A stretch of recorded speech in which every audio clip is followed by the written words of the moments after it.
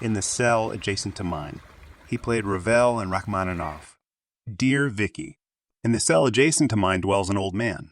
Upon first encounter, he seems slightly estranged and edged with a mute mystique, perhaps due to his longevity. He also appeared musically inclined, for he has a frightfully worn phonograph, judging by its performance and stacks of recordings that lined his makeshift shelves.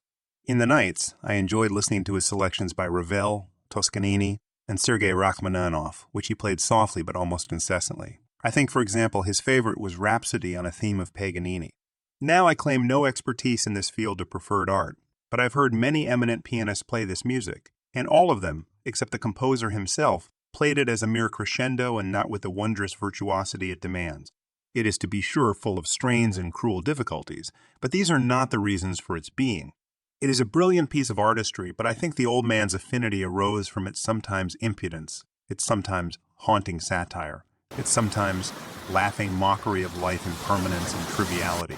I have used the past tense because he has since abandoned this aesthetic proclivity, made bare his makeshift shelves, and the only sounds emitting from his cell now are now the sounds of silence.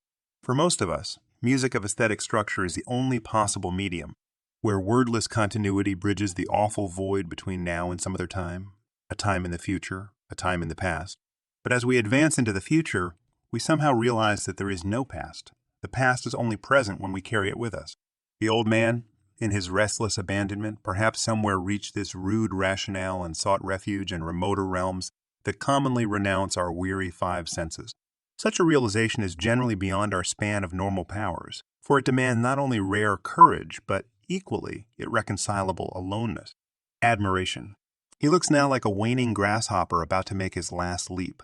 By nature and principle, his full bearing still retains an air of cordiality and respect. Despite our apparent proximity, we have never exchanged words. The other inmates say he is highly educated.